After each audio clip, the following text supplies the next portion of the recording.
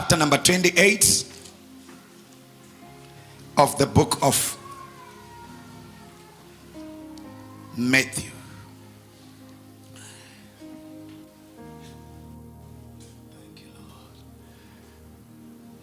Just few declarations are going to change your life today. Promise me that you are going to give me amen. Promise me that you are going to support me as I preach. Promise me that you are going to encourage me as I preach. Say, neighbor, neighbor, this is a sanctuary. It's not a mortuary. I have a reason to celebrate God in Amen. So don't mind your neighbor if your mind that your neighbor thinks that you are mentally depressed. Neighbor, celebrate to the brim. Praise the name of the Lord until the walls of Jericho fall down. Yes, you have begun. Yes, you have to praise the name of the living God. Amen and amen. The book of Matthew, chapter number 28. The theme is the power of resurrection. We start from verse number 1. The Bible says, in the end of Sabbath, as it began to dawn toward the first day of the week. That's why we want people to pray at 12 midnight. It was in the first day of the week. Came Mary Magdalene and other Mary to see the sepulchre. I love you, Mary. And behold, there was a great earthquake, for the angel of the Lord descended from heaven and came and rolled back the stone from the door and sat upon it. Thank you, the angel of God. His countenance was the lightning, and his raiment white as snow. And for fear of him the keepers did shake, because as dead men. And the angel answered and said unto the woman, fear not ye, for I know that seek Jesus, which was crucified. He is not here, for he is risen, as he said.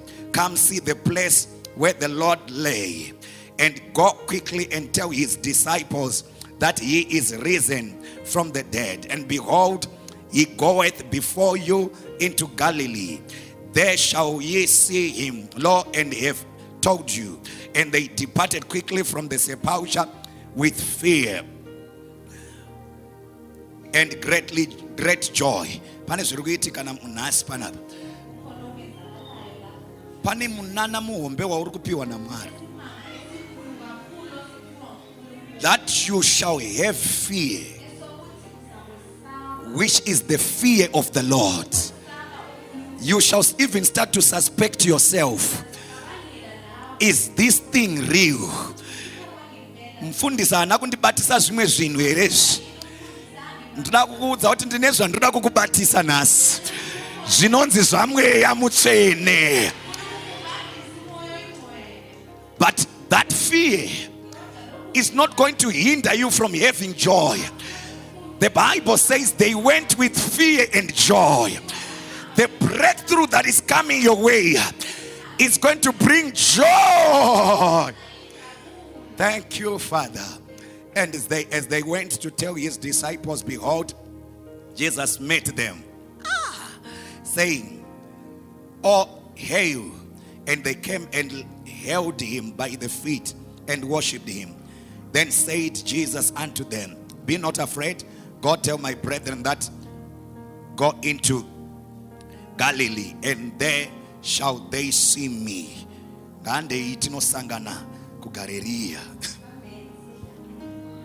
Let's do the work. Amen. Church of God, today it's a resurrection Sunday, where we are remembering and commemorating the resurrection of our Father, Jesus Christ, who was dead and buried. And the Bible says, on the third day, he rose from the dead. Today, I don't want to stretch the ceremony. I want to go straight on the head. There is a mystery of the 30 day. There is a mystery of the 30 number. Can I bring it on? That's why there is the morning, the afternoon, and the evening. The life of a person is it's signified with the word man. It's signified by the word man. Man, M-A-N. Which is morning, afternoon, and night. So these are three things. Can I bring it on here? There is morning, afternoon, and evening. Can I bring it on again? I want you to understand that even before the foundation of the world, the mystery of the third number has already been there. And usually the devil fights the third. You're going to get it. There was war in heaven, and the Bible says, and the devil stole a third of angels. They are too slow this side. The devil stole a third of angels. It's always three. Say it's always three.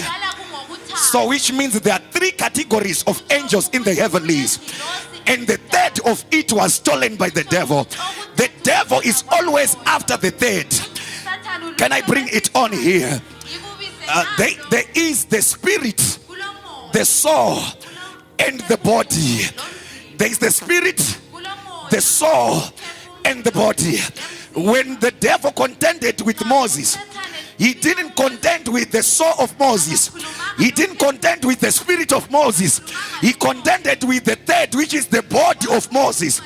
The devil is after the third. There is God the Father, God the Son, and God the Holy Spirit. So the devil wanted to touch the Holy Spirit, the third, but he has failed, because the Holy Ghost is the God of vengeance. He cannot do anything about him, but he had to touch the second, who is Jesus. Can I bring it all? There are always three. Say there are always three. There is Cain, there is Abel, and there is Seth. And the devil killed Cain. Actually, it killed Abel. Can I bring it on? There is Japheth, there is Shem, and there is Ham.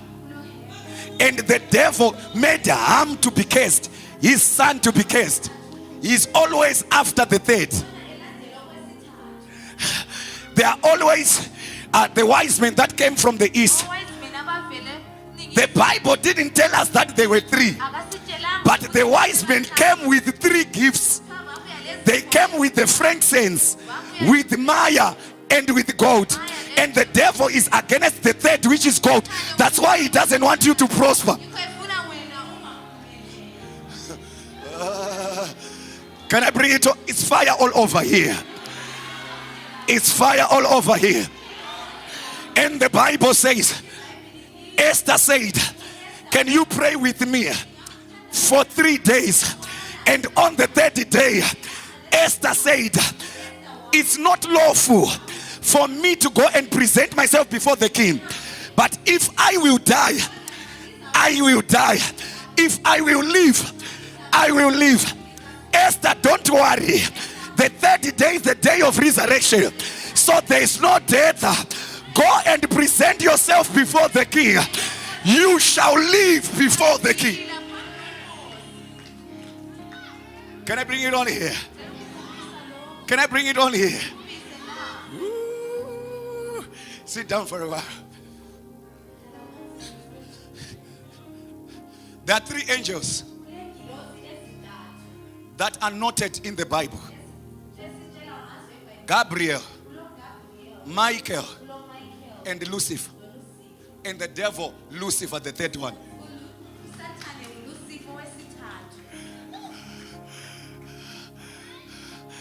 Amen and amen. I want you to see something. The devil didn't put soldiers on Friday, the first day, on the cross to guard the cross. They put the soldiers on the second day, which was Saturday, to guard so that they can prevent the resurrection of the third day. They said that.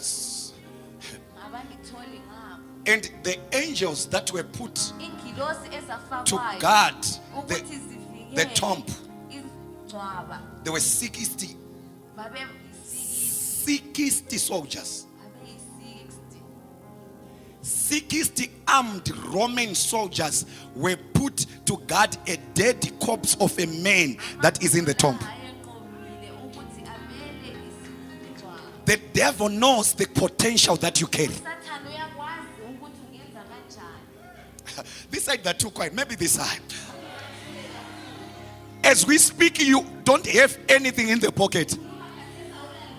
But there are many angels of darkness that are guiding, so that no copper, no cent will come your way. Because they know that if you get $60, you sponsor the wedding. No, let me come back. There's fire this side.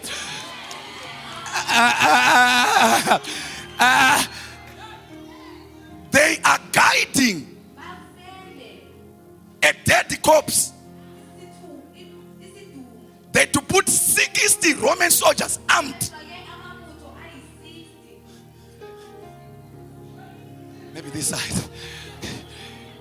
Ukaona Satan achikurwisa. Iwe usina mari. Iwe usina chinhu. Ari kuziva potential iri mauri. Yes, there's fire. Let me try to ignite this up. If you see the devil fighting you, he rightfully knows that there is potential that you carry. Ukanzwa demoni richita handidi kutaenda mhiri kwemakungo. Rinotoziva kuti you are destined to be in overseas. Ukanzwa demoni richita handidi kutaite mari. Rinotoziva kuti une anointing yema millions. Ukarinzwa richita handidi kuti arorwe. Rinotoziva kuti uyu hasi wekuperekedzwa nemosquito. Uyu anotopinda nemuchato.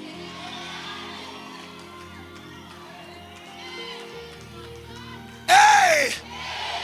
60 soldiers are guiding a dead corpse.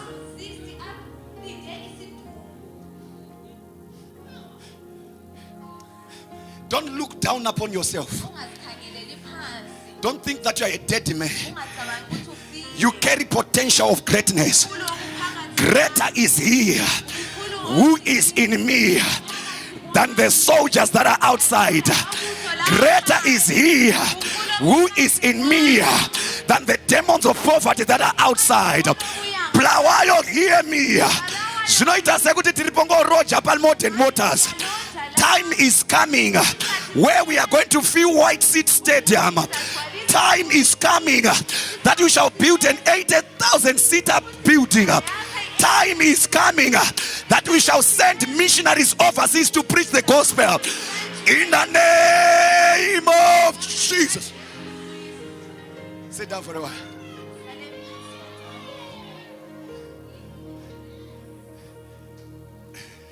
The devil knows the potential that you carry.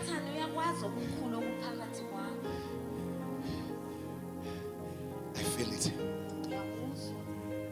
Have you ever wondered why 6,000 Roman demons yet to enter into a man called, he called himself with the name of demons, Legion? These demons engulfed everything about him, to an extent that his name was forgotten, not by people, even by himself.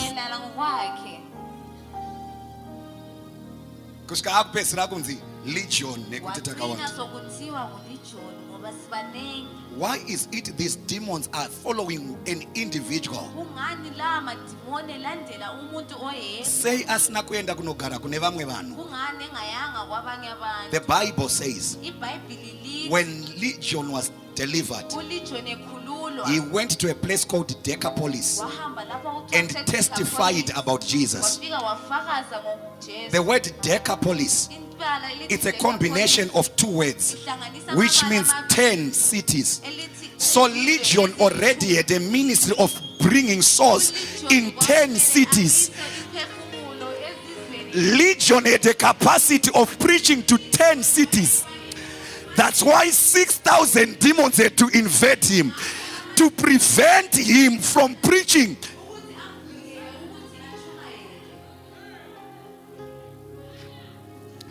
I feel it in my heart that you are carrying the anointing of 10 cities. That side, are you hearing me? The business that you are going to establish, 10 countries. This side, are too weak. I declare 10 cities, 10 countries, 10 projects, 10 branches. Mwaringa vati penyasha royal priesthood. Zeku planta ma 10 branches in 1 year. 10 branches in 1 year. We don't serve a daddy God. We serve a mighty God. He's the same yesterday. He's the same today. He's the same forevermore. If God says yes, no man can say no. If God lifts you up, no man can bring you down. Power is on your side. Glory is on your side. Victory is on your side. Jump up and shout fire. Hey! Sit down for a while. 60 soldiers were guiding a dead corpse. Not only that, they had to put a heavy rock on the door of the tomb. You know, they've got a revelation that the day that he rose Lazarus, he said, roll off the stone. So they thought that he himself, he cannot roll off the stone. So they had to put the stone and say, at least akazomuka. Roll off the stone. One anataka mfari. Acha muka imomo ofire imomo futi. Abazive tsoro ya Mwari.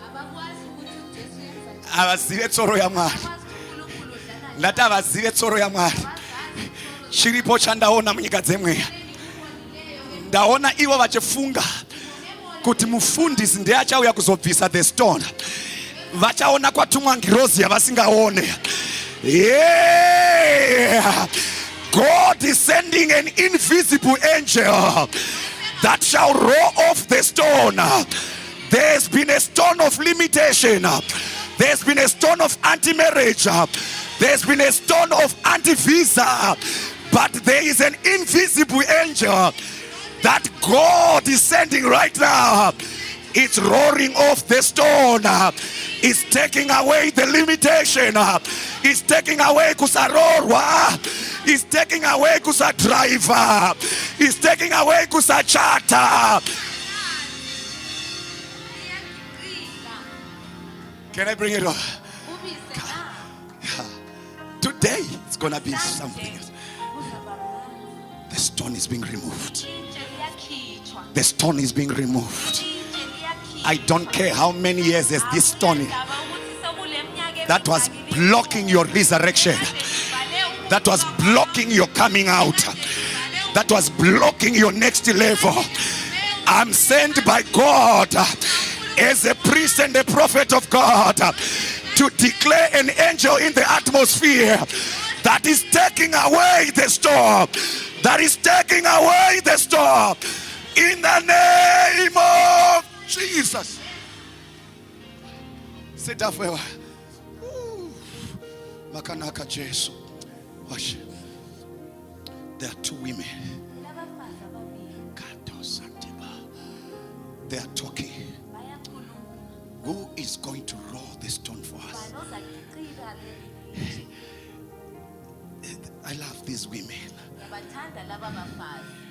There is the mother of Jesus. Moya wekubereka. Moya wekubereka. At least zvekana ndingoenda kubwirire mwana wako. Mukire mangwanani. Ndinomuisa perfume. Vamwe vanhu vari kutarisa situation yako. Vakuti situation yako nhuwa. But kune vamwe vanhu vanosumudzwa naMwari. Vakaita semumwe murume ari kumberi kwako. Ane bvudzi so murume mutema. Anhuwirwe nesituation yako. Ari kunzwa kuda kunodira perfume ipapo pa situation inonhuwa. Ndatumaona Jesu panguva inoya. I know people in the society, they've rejected you. People from other churches, they've said you have got no gift. But God is saying, I must welcome you. Pakunuirwa ipapo. Dinodira perfume ya mwe ya muchene. Dinodira perfume ya prosperity. Dinodira perfume ya kurorwa. Dinodira perfume ya muchato. Nezita neropa ra Jesu. Amen. Sit down for a while. Mwari wangu. Kana zvatadza vamwe mbulawayo. Any situation iri beyond repair. Unzai vanhu vacho kuno Mwari. Ndiri kunamata inzwaiwo kunamata kwako. Vese va reject vaunzei pano. Shoko raMwari rinoti David anga akakomberedzwa nevarume vakachoboka, nevarume vasina mari, nevarume dzanga dziri ndonda, nevarume vanga vasina kumiwa michato, varume vanga vachitarisirwa pasi, ndo vanga vari padhuze naDhavhidhi, vari kucave of Adullam. Shoko raMwari rinoti varume ava vakagara naDhavhidhi. David chari kuita kuti vagare padhuze naye. Vari kuziva kuti tese naDhavhidhi takachoboka, tese naDhavhidhi tiri marova, tese tiri naDhavhidhi hatina mari. But pane chakasiyana pakati pedu naDhavhidhi. David pachapter number 16 akaiswa mafuta. David ane ororo pamusoro pake. Saka tikagara padhuze naye, ororo yake ichabvisa kuchoboka, ororo yake ichabvisa cancer, ororo. Can I preach this thing here? Aiwa, ndinofara nekuti ndakasangana newe usina chinhu. Shimira uone after 7 weeks. Shimira uone after 6 weeks. Ndikuona varume vakachoboka, varume vasina chinhu, vari padhuze naDhavhidhi. Many scripture later kunonzi David akabva kunondwa hondo, ndobva asvika munzvimbo inonzi Ziklag. Asvika kuZiklag, varume vanoshamisika kuti vakadzi vavo nedzimba dzavo, idzimba dzavo dzapiswa.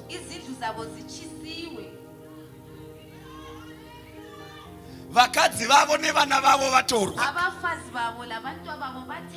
Ngatiregedzei kukanganwa. Ko ndo varume vaya vanga vasina dzimba, ndo varume vaya vanga vasina marriage, ndo varume vaya vanga vasina vana. But nekuti vakazembera pane murume ane zodzo, iko zvino taakuvaona vana vavo vatorwa kuradza kuti pakaita marriage, vakadzi vavo vatorwa kuradza pakaita michato, nedzimba dzavo dzapiswa. Zvakureva kuti vakatova malandlord. Zvinobatika here izvi? Ndivo varume vaya vanga vasina chinhu, but takuvaona vava netunhu. However, zvinhu zvavainazvo zvatorwa nevaAmeleki.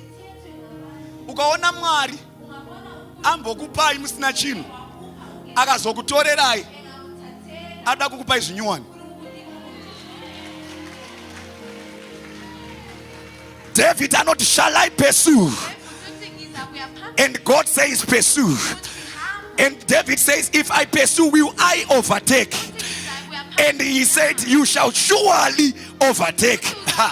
You shall surely overtake. After this Easter, you shall surely overtake. After this Easter conference, you shall surely overtake. And David says, God, for the last time, if I overtake, will I recover all? And God says, without fail, you shall recover all. I repeat it again. Without fail, you shall recover all. Without fail, you shall.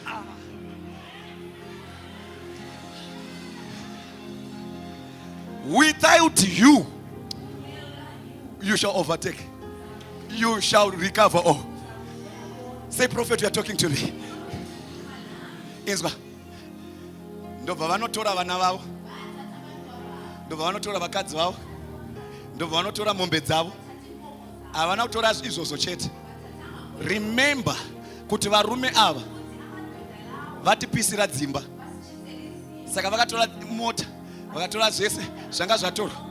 Ndobva vatora nevarume vacho vanga vatora zvinhu zvedu. Vakati yatidzokere kuIsraeri. Umwe neumwe pakukanya zvitina, umwe neumwe pakuvaka dzimba. Vakai dzimba dzamaputsa, vakai dzimba dzamaputsa. Ukaona vachipisa dzimba, Mwari vozvitendera. Varida kuti vavengi vako vavake dzinyuwani dzine plani yakafanana neyaunoda, dziri modern, dzine swimming pool paside, ene panopaka helicopter pamusoro.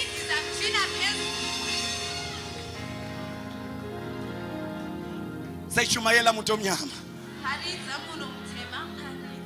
Amen. Sit down for a while. Toda kutaura kuti vana Mary ava. Paita anonzi Mary Magdalene na Mary mai vaJesu. Mary Magdalene ndeuya akadzingwa madhimoni 7 naJesu. Ndoitsanangura chete. Chapter number 9 yaJohn.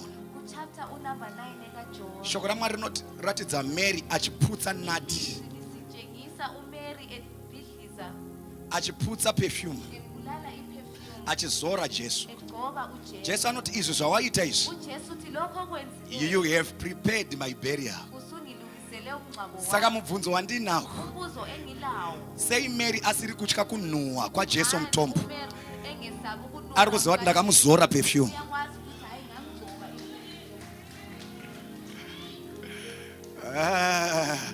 Can I bring it all? Watch this. Hey, nasi ngirozi iri kunoko. Amen and amen. It's either I'll prophesy you or I'll prophesy you. Watch this. Mary akadzingwa namadhimoni naJesu. Kubva paakadzingwa madhimoni, haana kusiyana neministry yaJesu. Tinomuona ari pamuchinjikwa, madisciples varume vane mabhandi vatiza nematrausi, but Mary ari kuramba ari padhuze naJesu. Ari kuti handingatize munhu akandibvisa mupoverty, handinganhuhwirwe nemunhu akandibvisa muurombe.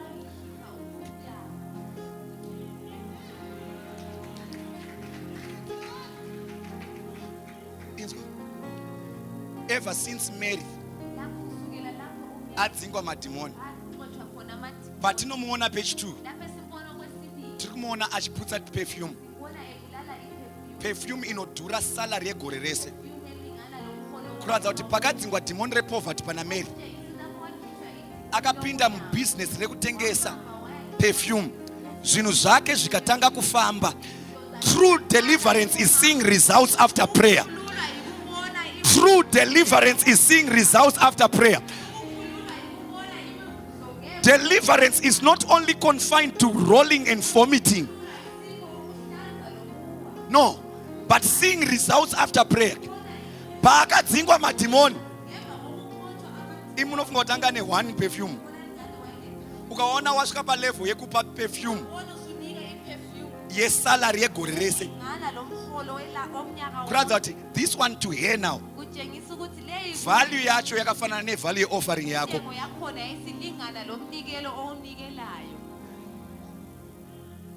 Your offering yako nopa mari, saka value yacho kwa ari yanga yangoita $1 raunopa, kuratidza kuti anga ava nedzakawanda perfume dzari kutengesa. After this deliverance today, you shall get to a dimension that you shall be a selling machine. God is anointing you to sell. God is anointing you to sell. I declare it again, God is anointing you to sell. Say, I received 3 times. Sit down for a while. The Bible says, by a prophet, Israel was delivered. By a prophet, Israel was delivered. The prophet that delivers you is the prophet that brings a covering that preserves you.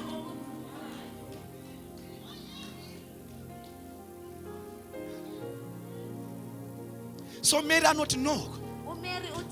Andimusiye murume uyu akandidzinga 7 madhimoni ase kutamba. Ndinoenda naye kunosvika pamuchinjiko. Pamuchinjiko aroverwa, Mary anomutevera, unoona tombo. Ukaona vakumutari, ukaona vachimutevera musi weresurrection, zvitoreva kuti musi weburial vanga varipo.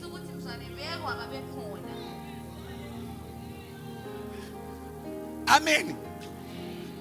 Naye akati ari unoparidza kumberengwa tinoenda tese, akati kuvic Falls tinoenda tese.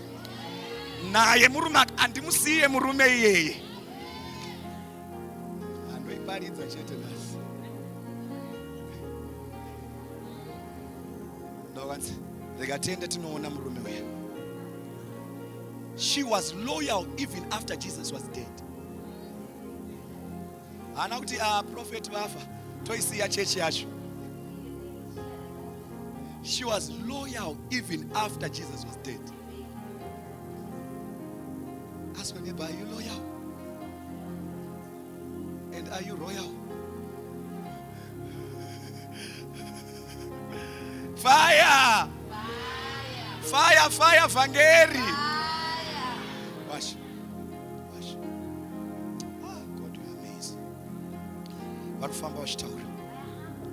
Who is going to roar us this storm? Ndichabatanidza ese magospel. Famba so. Ndiani achatibvisira this storm? Pamuri kutaura kudaro ndiani achakubvisira story? Before they pray, I will answer. There is a relationship na Mwari yauri kupinda. Before you pray, God will answer. He will send an angel that shall roll off the stone.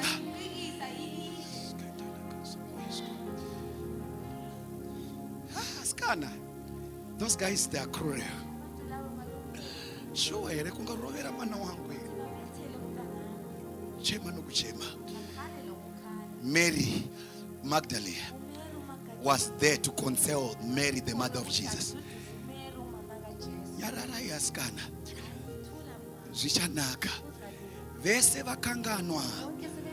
zviya zvaakambotaura. Problem yedu ndekuti uchikuprofita nhasi baba unokanganwa.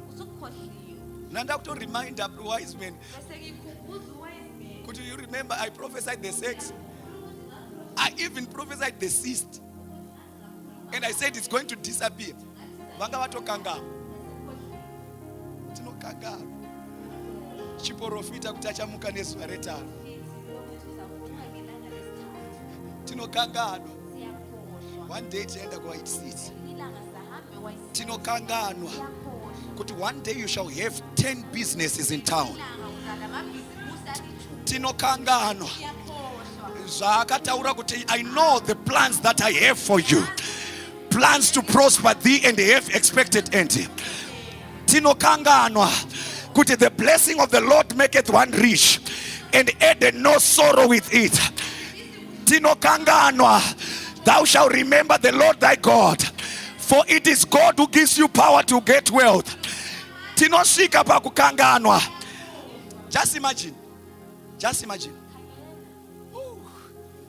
John anosangana na Jesu vari mudumbu, ndobva azvinzwa kuti uyu ndi Jesu, ndobva atanga kukika nejoy, ndobva asangana futi nechikechi2 vari mumvura, denga rikakonfirma John achizvinzwa, this is my beloved son with whom I am well pleased with. But John situation ari mujeri akutumira madisciples kuti endai munobvunza murume iye kuti ndiwe here Mesaya kana tomirira mwana uya. Tinosvika pakukanganwa kana tasangana nesituation.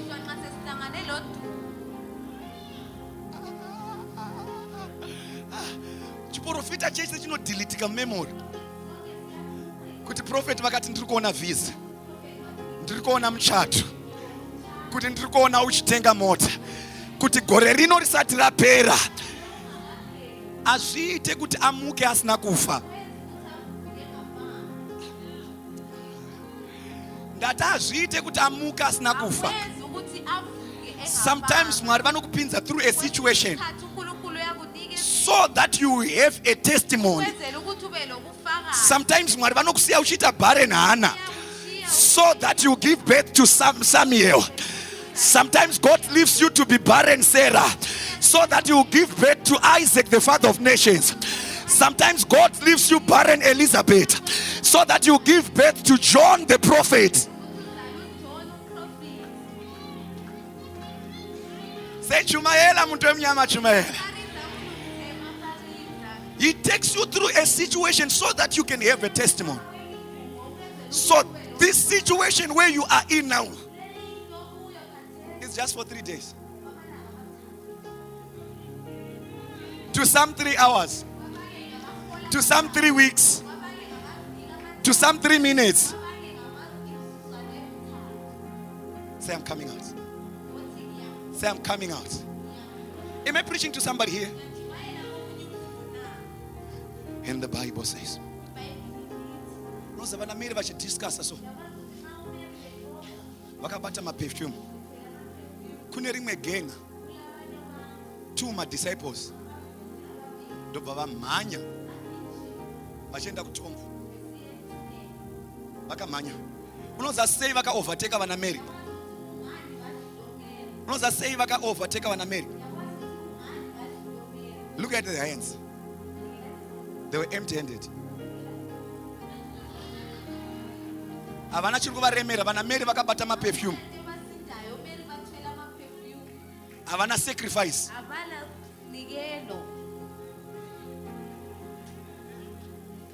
Amen.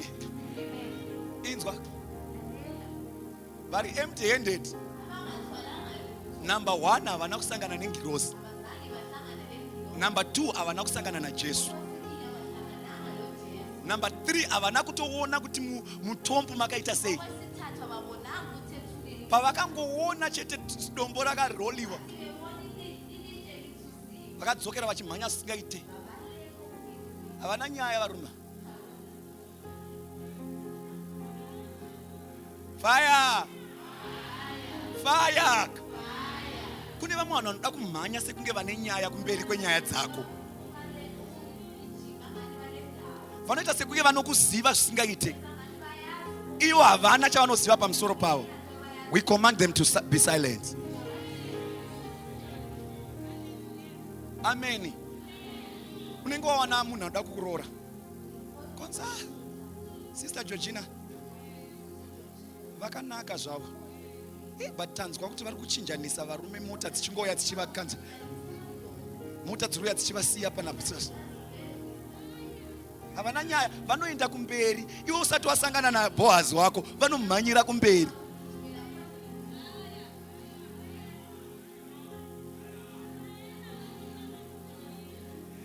Nhasi ndinoda kuvasudurudza. Off your way. Off your way. Off your roots. In the name of Jesus. Varume vaipasa muna chini. Vana Mary ndobva varamba vachiita.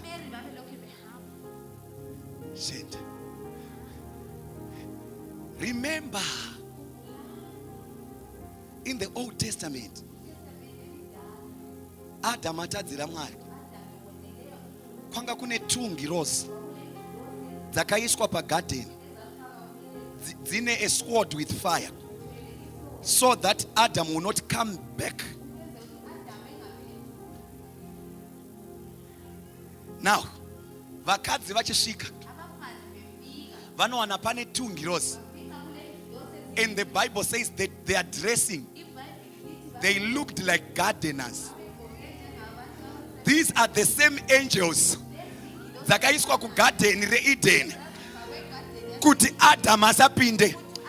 But this time around, ngirozi idzodzo dzavhura the stone, uko dzakavhara kuno dzakuvhura kuti vana Mary vapinde. Chiripo chandaona, ndikuona zvatakarambidzwa in the Old Testament, tichizvibvumidzwa nesimba rerumuko. By the power of resurrection, the doors of the Garden of Eden are open. You are going to be married. You are going to drive. You are going to build a mansion in the name of Chiripo chandaona. Ndokwira apa ere. Hallelujah. Taiti ndege. Tichikura. Tichidziona dziri kudenga. Tichati ndege. Tiri mukati madzo. Ndinodzokorora ipapa. Zvatairambidzwa ndo zvatakubvumidzwa. Isimba remuchinjikwa. Isimba reresurrection. I declare the power of resurrection upon your life, upon your ministry, upon your marriage, upon your finances. Avulekile masango. Siyabhidlisa uSathane. Sizonyathela amadimoni. Abantwana bethu bazokushada ngegama lika Jesu.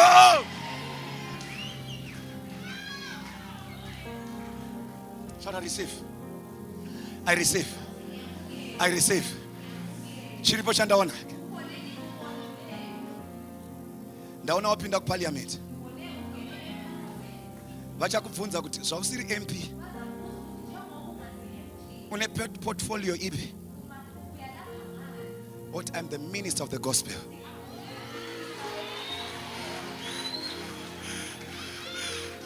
Amen. Zvatairambidzwa takuzvibvumidzwa. Kana zvakupasi. Watch this. Can I bring it over?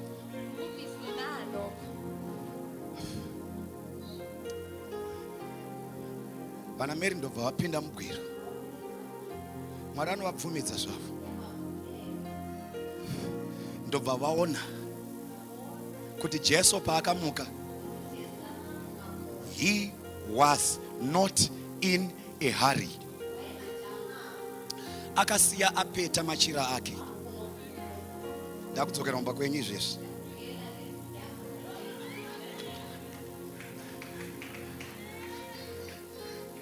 Jesu anga ari smart.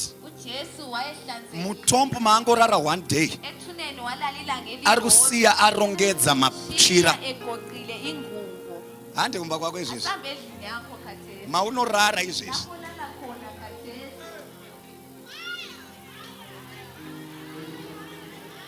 Can I enter? Ndogogodza here.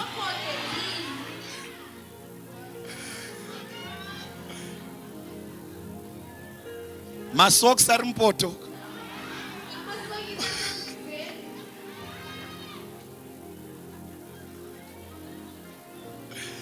Can I knock? Can I enter? Jesu akasiya arongedza.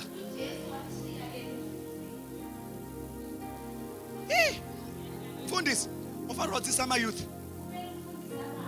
Pavanodyira ndo pavanosiya ndiro ipapo. Nails angu anozosviba. Nails. Unopinda mumba memwanasikana memuchinhuwa zvisingaiti. Hembe dzemukati hadzina kuwachwa.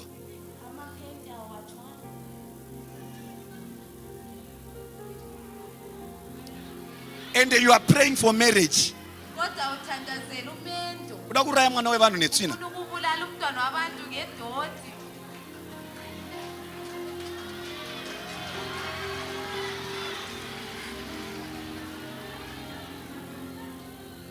Manicure, pedicure, manicure, pedicure, manicure, pedicure, manicure, pedicure, manicure.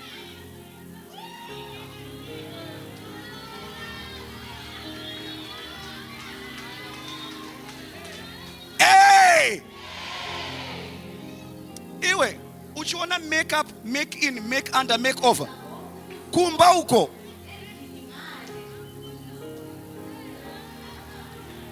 There's some streets.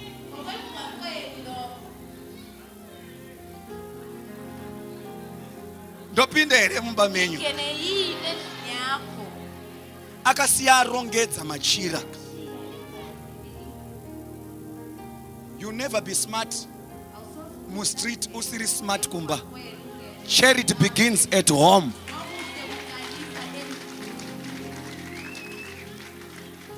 Amen. Mwana anotoita zvokutumwa kusuka ndiro. Are you royal? Amen. Ndoidzokorodza. Ukaona uri mwana musikana ari panapa. Kumba kwenyu kuna hanzvadzi yako mukomana. Ndiwe une responsibility yekumuwachira nekumuainira.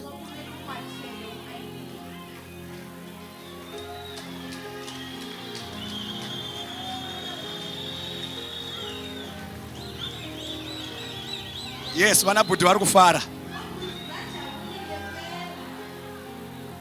Shamwari, unotinyadzisa kana waenda kumarriage. Hauzivi kuti mupono unoiswa papi. Hauzivi.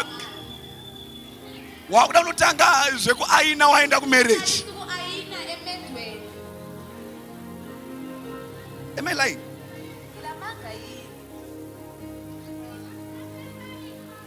Amen. Dzidza ukuaina hembe dzechirume. Uri pa apprentice. Uri kudzidzira kuti kana waenda kumarriage yako.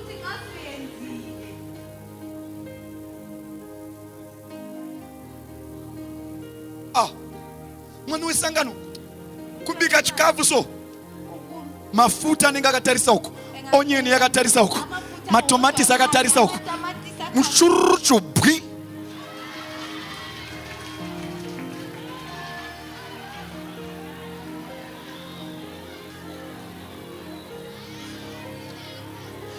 Amen of God. I don't know. I think there's a spirit. My husband doesn't want to eat what I cook. My husband, I think he has got a small house. He doesn't love what to eat. He doesn't love to eat what I eat. is eating in the restaurant. Na iwewe uda kumudyisa poison iyoyo uri kuti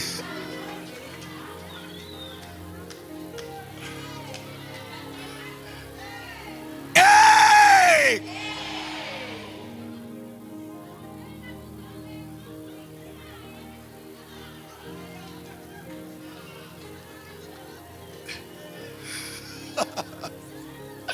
Ndokuwadza vanhu nhasi woka akatonyatsopheta zvakanaka-naka, akaspreada mubhedha zvakanaka-naka. Why hurry? Ukaona amai vanotanga kugadzirira Sunday service neSunday.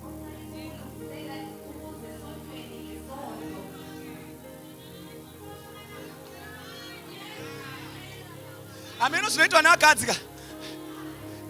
Iye ati mangwana ndoda kupfeka hembe yered. Anopfeka yered so. Anonzwa kuti nhasi aiti.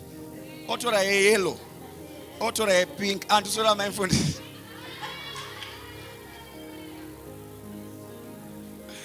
Amen. Ko zvazo. Dai ndiriganimbokuudza in the prophetic. Sometimes God speaks to a prophet. He shows the prophet achiri kumba. Even during the night. Uchaprofita ningi. Na ningi. Anenge akapfeka zvakadai so. Opfeka zvakadai so. Achagara pakadai so. Iwewe ndo hembe yawanzwa kuti uda kupfeka mangwana. But mangwana acho madhimoni ekumusha asingadi kuprofitwa anoti upfeke imwe hembe. Wotorwa naAsha okusimudzai pamakagara. Asha aconnecta in the realm of the prophetic. Ouya okugadzika panapa. Ondesukwawezo. Indofarwa kugara kwakati. Seada undigarikisa ipapo. Yeso prophetically inzvimbo yaonekwa nemunhu waMwari. Saka anenge achitwaridza ari kutsvaga munhu akapfeka yellow. Akagara pakati ari kutsvaga ari kumushayiwa, but munhu wacho ari muchechi but achinja hembe.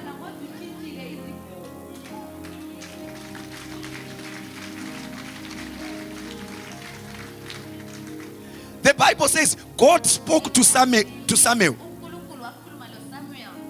The previous day. Ndovati uraya mombe wogadzirisa shoulder. Nekuti mangwana kune murume ari kuuya.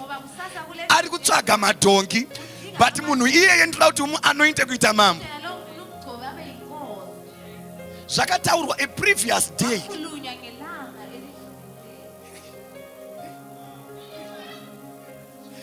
Zvaunenge watosarudza kuti ndoda kuzvipfeka neSaturday. It's prophetic. Ukanzwa uchida kugara ipapo pawagara. Pane paunogadzikwa namweya mutsvene. Pane futi paunogadzikwa nemweya wetsvina. Especially ukagara padhuze nemunhu asinganamati. NdiHerodhe. Prophet vanobva vachiprofita vanhu vese so, vachiprofita vanhu vese so. Vakasvika pauri wakagara padhuze naHerodhe, nyenyedzi inodzima. The Bible says the wise men from the east pavasvika pamba paHerodhe, nyenyedzi yakadzima. Even wapinda muchechi mwana mai, uya nguva yeintercession. Makuseni nguva yeintercession. Wona munhu wauri kugara padhuze naye. Vamwe vanokudzimira nyenyedzi. Chikoti neighbor. Usandidzimirawo yangu. Fire! Watch this. And the Bible says,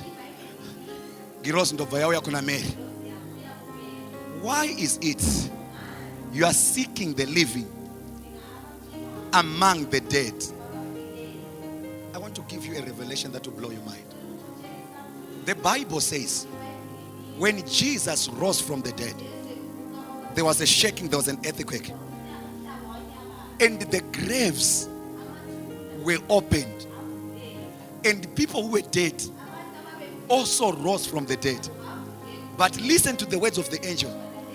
The angel is saying, why is it you are seeking the living among the dead? Zviri kureva kuti pamutswa vamwe kune vamwe vane nharo vari kuramba vakafa.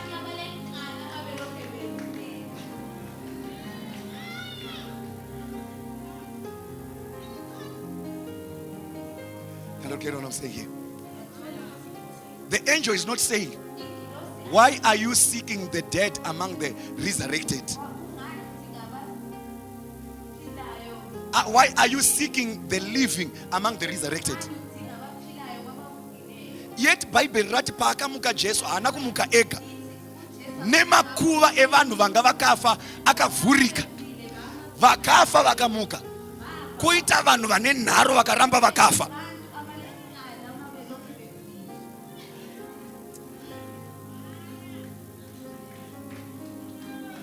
Ipapa vanhu vachitenga mota gore ne. Kune vane nharo vada kuramba vachifamba netsoka. Vachiroorwa vamwe papa. Kune vamwe vane nharo vata sanororwerwe iko zvino. At least regati zvite handiti 2030 then chipo. Saka toisa pa 2030.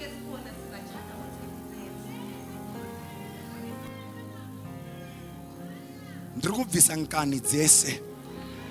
Chinokurambidza kumuka vamwe vachimuka. Chinokurambidza kumuka business vamwe vachimuka. Chinokurambidza kumuka vamwe vachimuka. Ndo chandavinga panguva inoiya. Nezita nereropa raJesu. With the power of resurrection. Hapana anosara nhasi. Anovhurika makuva nezita raJesu. Ndati makuva ekusaroorwa ngaavhurike. Makuva ekusachata ngaavhurike. Makuva ekusabata mari ngaavhurike. By the power of resurrection. I'm seeing you coming out. I'm seeing you coming out. I'm seeing you coming out. In the name of Jesus. Say, Prophet, you're talking to me. I'm closing now. Say, Muruchaka. Vatenyu. Kuneva kalfa. I'm no longer there. Oh, they are going to seek you where they've left you. But I've got good news. After this service, you are no longer there. Vachakutsvaga kuma tenants. Vachakutsvaga kuma roja. Kwavakakusiya uri. It was before Easter. But now, there is a shifting. I'm no longer there. I'm no longer there. Vachakutsvaga kuvanhu vasina ma 5 O levels. Kwavakakusiya pawakanyora navo. Vasingazive kuti kune zvaitwa naMwari. I'm no longer there. I'm no longer there. Chiripo chandaona. Inzwa, ndikati chiripo chandaona. Unoti taurai chamaona. Saka chiripo chandaona. Ndati chiripo chandaona. Vachakutsvaga kukiure kwa zupuko. Avasi kuzokuwana. Vanokuwana uri kukiuye fuel. Uchidira yako. I'm no longer there. Vachakutsvaga kugroup remakuwa. Vachakushaiwa from the group of gossipy. Vachakuwana in the group of gossipeo. I'm no longer there. Vachakutsvaga kugroup remasinguru. Vanamisi. Those who are missing something. Vachakuwana uri kugroup rana misses. I'm no longer there. Vachakutsvaga kugroup revanhu vane zvikwereti. Vachakushaiwa. Vachakuwana uri kugroup read the lenders to the nations. I'm no longer there. vachakutsvaga kugrupu revanoita zvitadzo, vachakushaiwa, vanokuwana uri kugrupu revan'wele nezita raJesu. Shout, you are talking to me, prophet. Sit down for a while. I'm closing, church. Say, I'm no longer there. Say, I'm no longer there. Satan tsika yake so anogona kukupromota from lodger to senior lodger.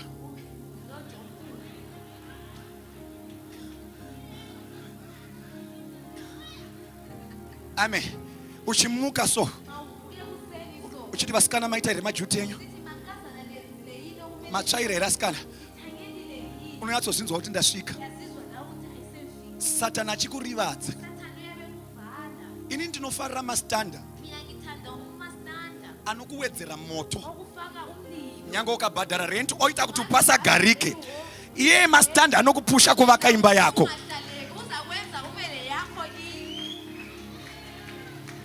Amen.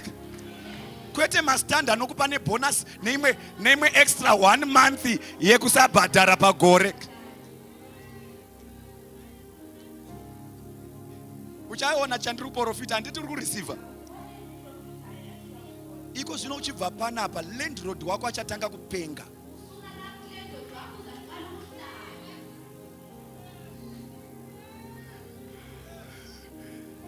Ndiri kuprofita.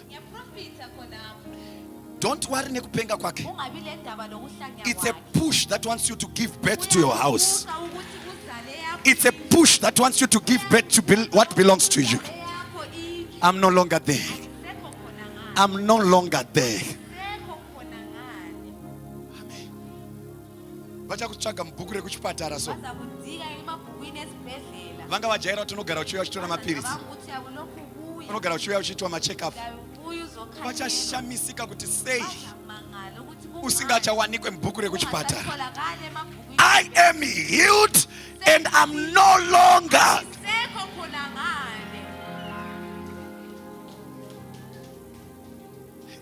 Maifundisi ndoprofita. N'anga dzemubhulawayo dzichabhuroka.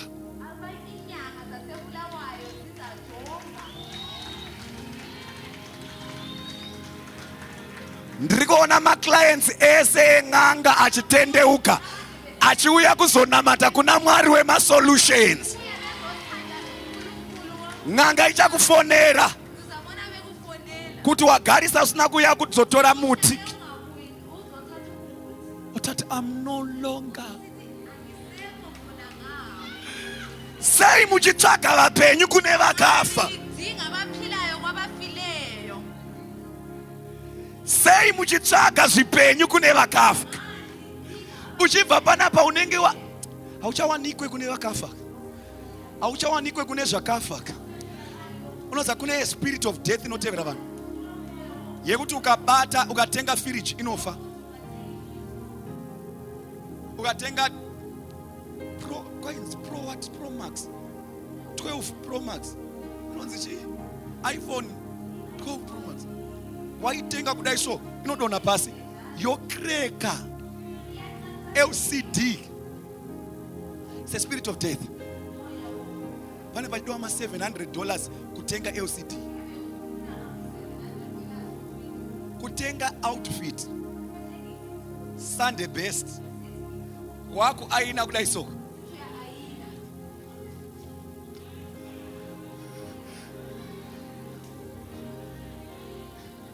Tenga wivi so. First time yako kutenga o Brazilian. Chipfeka kudai so. Pinda mvura ino boiler. Abo ndoya udopfeka sana. I eliminate the spirit of death. Tenga mota iri nyuwani so. Woti rega ndinoratidza vamwe kumusha. Pane imwe mombe inongomira muroad so. Ma lights wotadza kuwaona.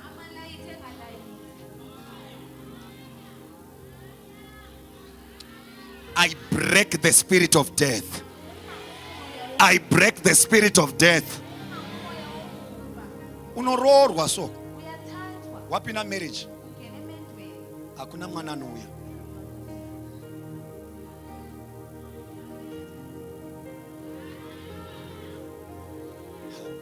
I'm no longer there. I'm no longer there. Musatsvage vapenyu kune vakafa.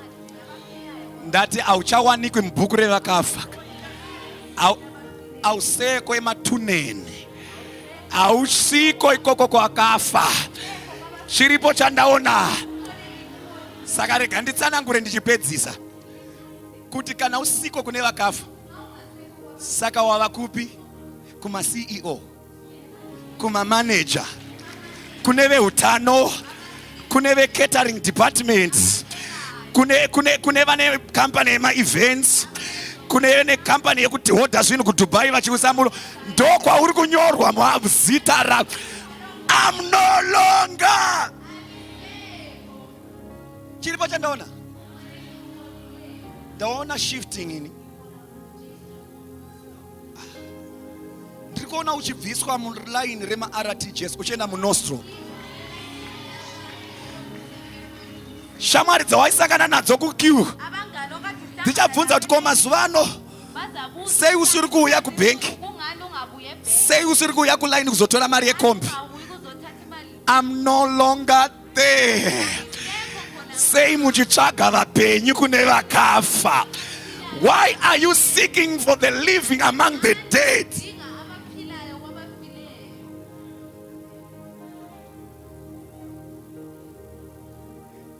I'm closing church. sengivala manje Khona ndakupotsera kuma revelation nendakukaka. ngabona sengijikela izambulo sengivala 60 soldiers. amabutho ayisi Pari kuitika zvinhu zvese izvi. senzeka konke lokho Kunonzi vanga vakadonha pasi kuthiwa babewile phansi as if they were dead. ingani bafile With their ammunition konke lezi zikhali zabo vakadonha pasi. bawela phansi Ndiri kudeclare pano iyatsho khathi kwete chikwambo chese chakaasainwa against you chiri kudonha pasi chichifira ipapo. Nyoka dzese dzakaasainwa kuti iwe mbulawayo hausimuke. Nhasi tinodeclare death sentence. I declare death sentence.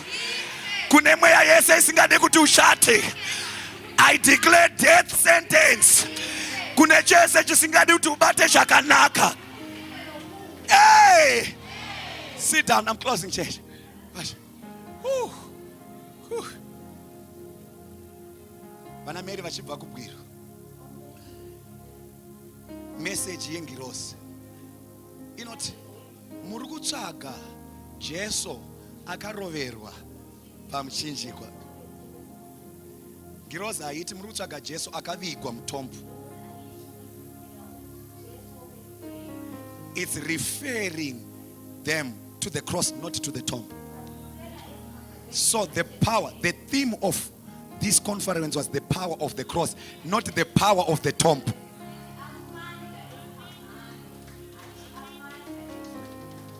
Amen.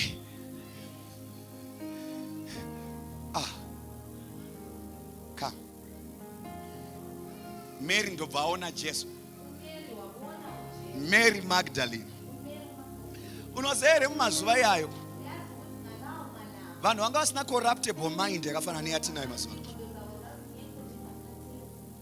Mary anomhanyira Jesu achida kumhaga. Ukaona achida kumhaga after resurrection zvinoratidza kuti anga ajaira kumhaga before resurrection.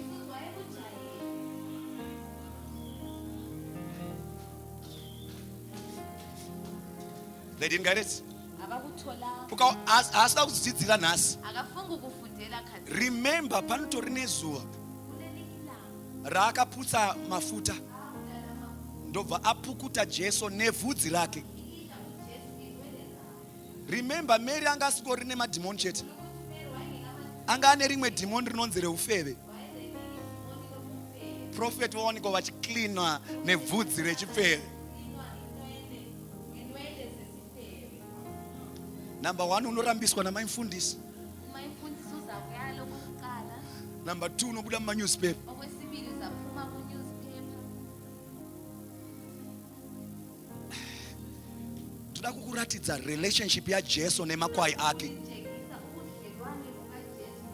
Ameno anointing iri pavafundisi vemazuva ano rekuti havaonekwe, havasvikike, havabatike, havawanikwe.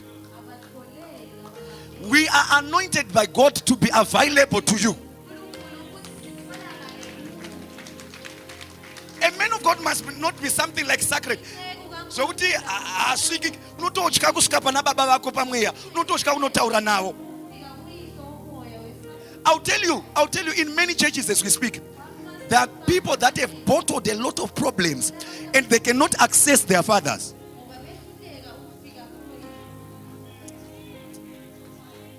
Amen. Akusvikike kuna munhu waMwari kuti munhu waMwari auye kuzopindawo mumba menyu, kuti munhu waMwari auye kufinara kumba kwenyu. Antumira mapastors. Hapana relationship nevana vesangano. Batara Jesu mera kumjambira. There was a relationship between the flock and the shepherd.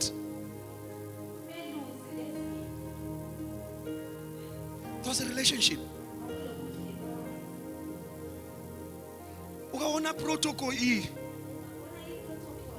nechichi azvisi kuti muri kudzivirira kusvika padhuze namai mufundisi. Kungotiwo zvityise, kungotiwo zvingonakawo muchechi, kungova neexcellence. Amen. Amen. Can there must be a relationship between the father and the son. Tototya kutotaura na prophet wako. Nyangwe chechi ikakura sei, a man of God must be approachable. Jesu anga ne church imi Jesu anga ne church ine vanhu vandarika 5,000 but Mary ari kusvika padhuze naye. Saka isusu sine machechi akakura sei tisingasvikiki.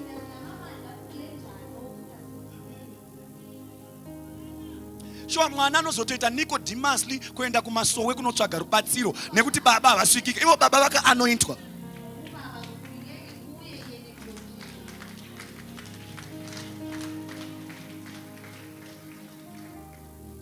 Amen.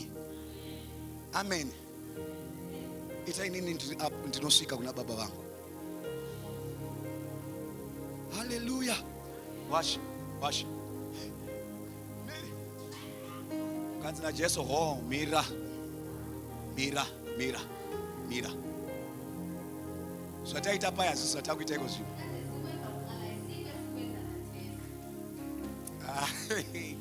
Zvataita tiri kuEvelina zvisi zvatakuita iko zvino.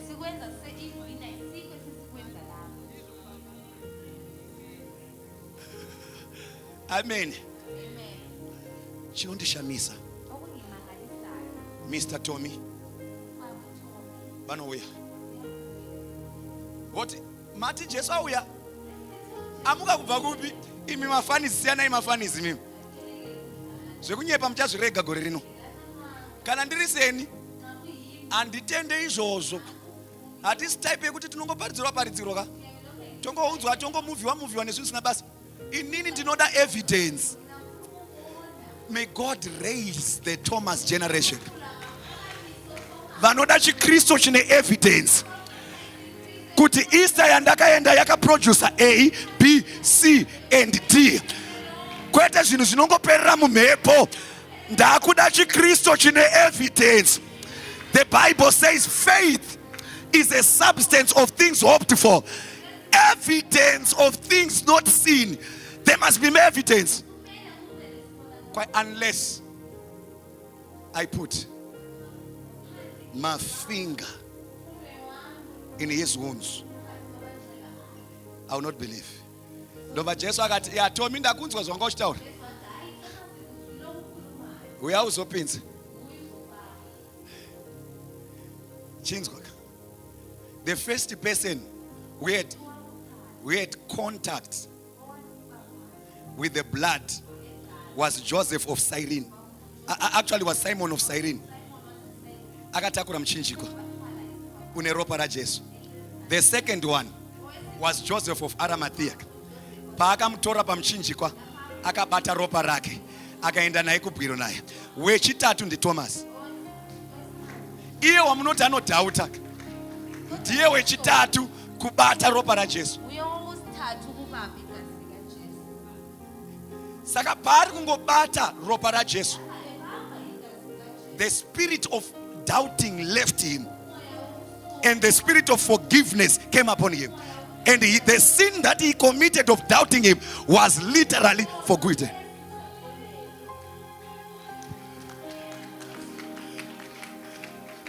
But mubvunzo wandinawo, I'm closing church, ndeyekuti sei Mary vanga vachida kuhaga vakarambidzwa.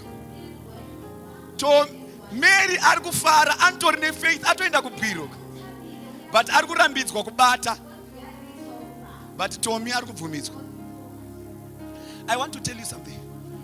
From the cross kunosvika kuroom yavakanosangana yakavigwa naPeter, pane journey imwe yakaitika, isiri horizontal, iri vertical. Jesus ascended with his blood and he presented it before the Father in the mercy seat. Saka sei Jesu ari kuramba kubatwa na Mary now, nekuti Mary anga achiri nechivi nekuda kweropa raAdam. Saka anga achiri neropa ranga riri clean, riri uncontaminated. So he wanted to present the blood that is uncontaminated first. Saka Thomas apa paari kuenda, ropa rakabhadhara chivi ratova mumercy seat. Can we stand up on our feet? The power of resurrection.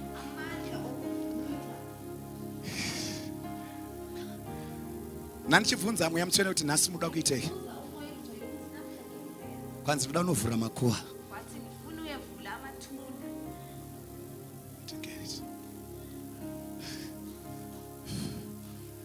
The Lord said,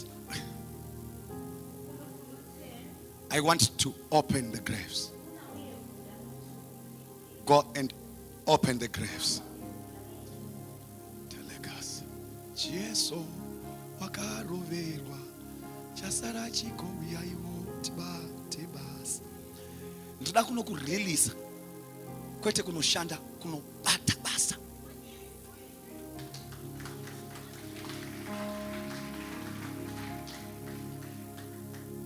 Ukanzwa mama vachiti maita basa, kuratidza kuti mauya nemari svino, ndiroti enda unobata basa.